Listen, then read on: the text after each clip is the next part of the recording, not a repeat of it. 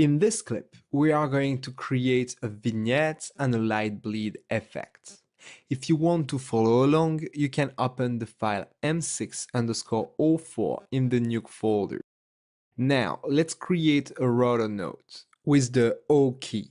And I will pick the ellipse tool and I will draw a big ellipse all over the frame like that. It doesn't have to be perfect, it doesn't matter. Now I will create a grain node, still before the grain, because the grain is the last thing you want to apply to the image, so keep it at the end. Now connect the roto in the mask input of the grain node, and now draw down the gamma and a little bit the gain. Everything inside of the ellipse should be darker now. So of course I want the opposite.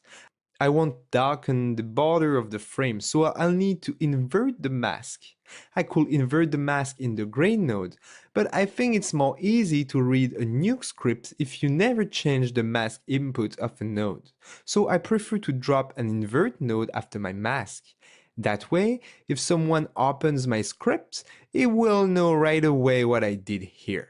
Here for vignettes, it's not a crazy operation, but it's a good habit to always try to make your script easy to understand even for you if you are going to open it in a couple of weeks.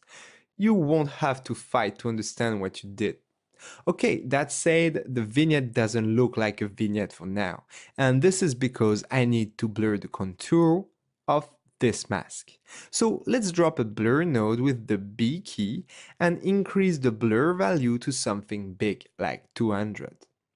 Now, it looks like a vignette.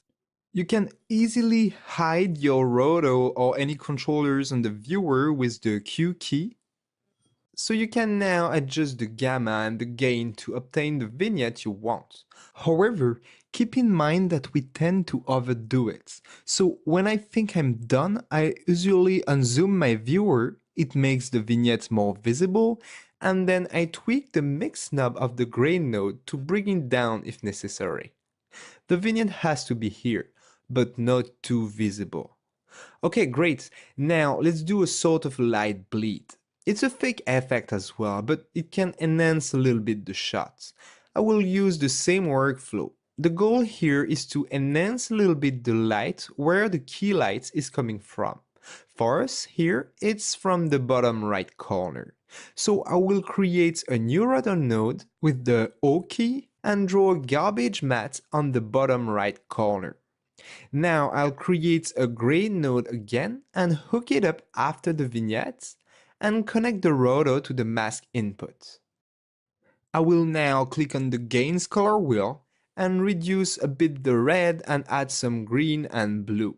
Be careful not to burn the image. You can play with the mix of the grain node as well to reduce a bit the influence of the effect. You are free to adjust all the aspects as well of this grain node. For example, the gamma could help with the contrasts. For now, I like to feather the contour of my mask. For that, I will hold down Command or Control on Windows and I can create a great mask feather around it. If you are still not happy with your feather, you can then drop a blur node after and blur your mask. One more time, keep it simple. Don't overdo it. Make sure you are not burning the whites and unzoom to see the condensed version of the frame. Also, always toggle back and forth with the Q key to hide the rotos and the controllers on your viewer. Great, I think we are done with the shot. In the next clip, we are going to tidy up the tree and repurpose it for the other shots. So see you there.